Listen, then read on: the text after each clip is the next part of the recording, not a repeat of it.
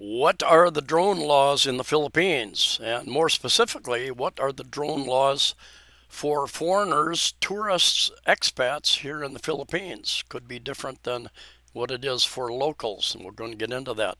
Reason I decided to do this video is there was an article in the paper recently with a senator, I believe, that has put a bill forth to further regulate drones here in the Philippines. How about bringing it in your luggage? What are your experience with bringing your drones in your luggage here to the Philippines or other countries? Looking for your comments. I will take you to the official civil aviation site and also a couple other sites that kind of lay out the information. And then we'll go from there, and it'd really be interesting to hear your comments if you're using a drone here as well. Senator Coco wants drone operations regulated. This is dated February 11th, 2024. Now, my understanding is that they are regulated presently. So I'll get into that article, a little more of the details here a little bit later. But let's go to the Civil Aviation Authority. Jumping over to the Civil Aviation Authority of the Philippines on their website. Types of operations, and we're talking about drones, of course, and commercial. Very few of you will be involved in the commercial operation. I'm talking mostly to tourists, so non-commercial activities where drones are used for sports and recreational purposes. Is drone registration required? Except for drones weighing 7 kilograms or above. That's pretty heavy drone. How about a controller certificate? No, except for drones weighing 7 kilograms and above. RPAS operator certificate? No, except for drones weighing 7 kilograms and above. Special flight permit for the purpose of flying at night? BVLOS. I'm not sure what that stands for. You drone operators probably do. Operating within 10 kilometers of an airport. Now, boy, that's a large area. I'm over here in uptown Cebu City. I think I'm real close to being about 10 kilometers. No, I think it's actually like 12 kilometers from the airport, perhaps even more than that, over to the airport. But that's a pretty big area. That would be what, about 5 point something, maybe 6 miles, something like that. Anyway, you would be required, or flying over populated areas. Well, gosh, that's almost anywhere in the Philippines. Depends on how you describe populated areas. Or operating above 400 feet, AGL, then you would need a permit. And if you want to go to the site, they have some downloads that you can download here. General policies, procedures, definitions, personal licensing, aircraft registration and marking, and some additional information there if you're interested. I did a search for drone laws in the Philippines, and this is a site called dronelaws.com, and it's about the Philippines, and they've got hobbyist, commercial, visitor, and government. Anyway, I'm not sure quite how. It says it was updated in January of 2024, but I'm not sure how absolutely accurate this is. Drone operators in the Philippines are currently regulated. Foreign visitor drone flights are allowed in the Philippines. Foreign visitor drone pilot license is required. Drone registration authorization is required in the Philippines for visitors, tourists. Drone remote ID is not required in the Philippines for tourists. Drone insurance is not required but recommended for tourist drone operations in the Philippines. And let's just jump over to hobbyists here. Pretty much similar. Hobbyist Philippines drone pilot license is required in some cases, and flying over 7 kilogram drones. Drone remote ID is not required in the Philippines for hobbyists. Drone insurance is not required. And here are the most important rules to know for flying a drone in the Philippines. To fly a drone commercially or fly a drone weighing more than 7 kilograms, about 15 pounds, you must obtain a CAAP certificate. Fly only during daylight hours and in good weather. Allow the drone to remain within your visual line of sight. Avoid flying over densely populated areas such as schools or markets. Never fly higher than 400 feet above the ground. Keep a safe distance of at least 30 meters, 98 feet from people not involved in the drone's operation. That's, a lot of the Philippines is densely populated. That could be a challenge. Avoid flying within a radius of 10 kilometers, 6 miles of airports. Avoid flying near disasters such as fires. Importing UAVs into the Philippines. Now, I would be interested to hear any comments from any of you who have brought your put your drone in your luggage and brought it in here. Did you have any issues with customs? Anyway, this site, and I looked at several sites when I was researching this, and the official site is quite interesting, but these other sites kind of lay it out a little more in layman's terms, I guess. But anyway, it says you should obtain a Carnet or merchandise passport for your UAV equipment before entering the Philippines. This may prevent lengthy customs procedures and even eliminate the need to pay import taxes. While the Philippines is a non-Carnet country, the Philippine Bureau of Customs may accept it as documentation. In some instances, the Bureau of Customs will require an import bond to ensure that the UAV equipment is not resold into the market. The cost is determined by the imported unmanned aerial vehicle's declared value. Now, I have met a couple of foreigners who have drones, and they've told me they've been trying to fly over like near Ayala Mall, off in a grassy park area, and security showed up and told them, "You can't fly your drone here." And they moved to a different location, and anyway, the individuals have told me, yes, I know I can fly my drone here. So there's difference of opinion on, Ayala owns Cebu Business District. They own it. They have their own security, and they can have their own laws. They issue traffic citations and such. So I guess they can probably make their own laws within their area. And they have authoritative sources of information on the Philippines drone laws.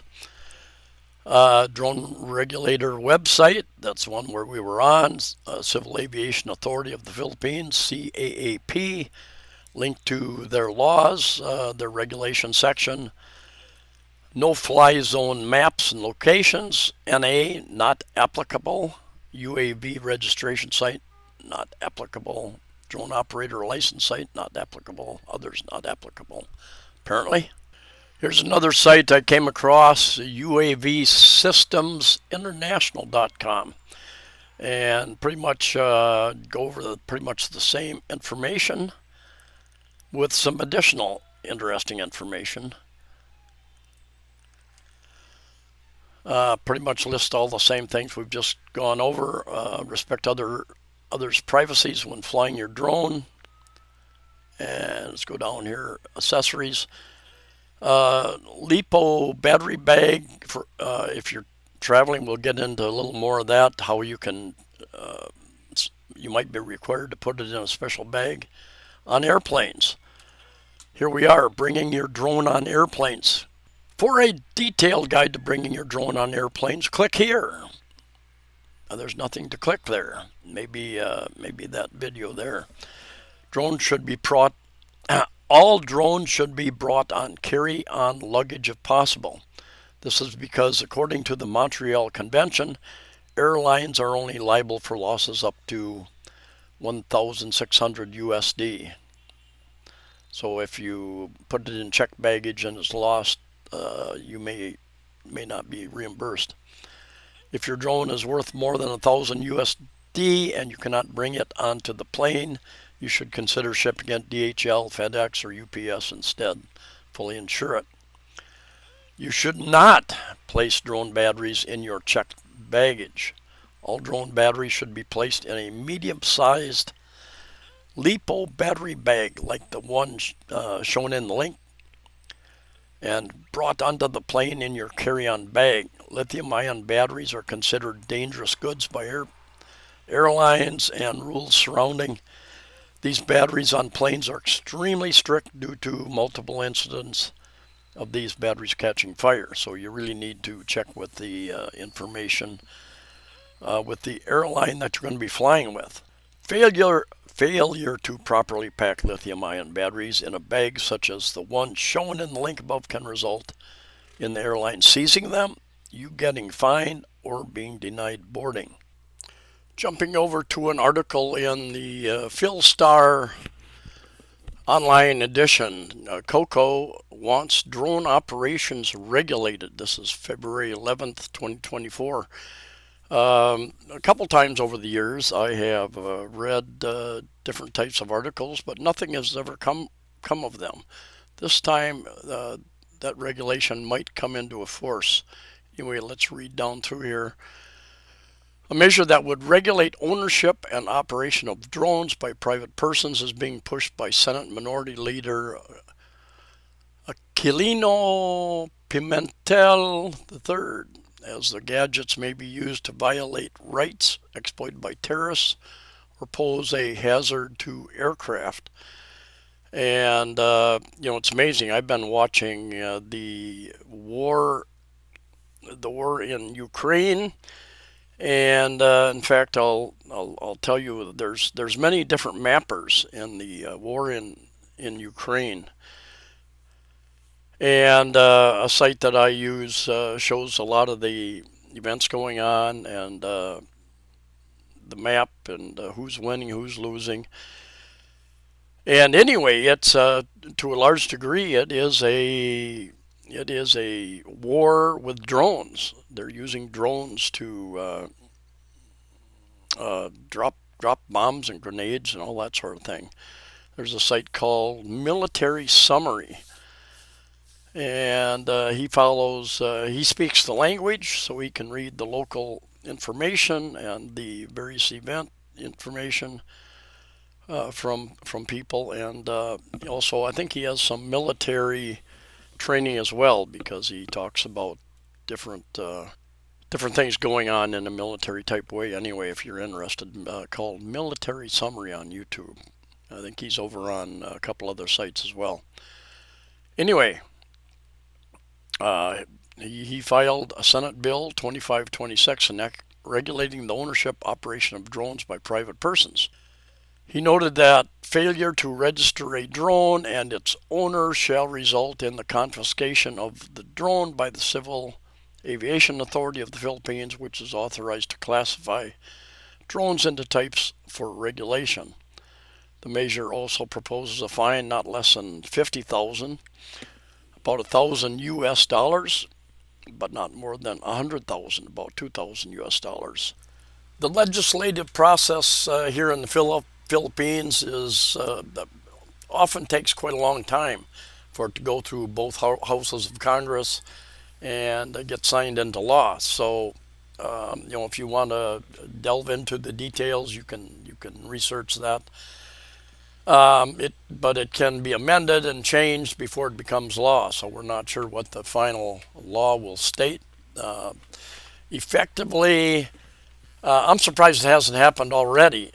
Obviously, drones can be used by terrorists, and there is a terrorist element here in the Philippines, and even in around the world, Europe, with all the immigration from the various countries that generally are not friendly to Western countries, in the U.S.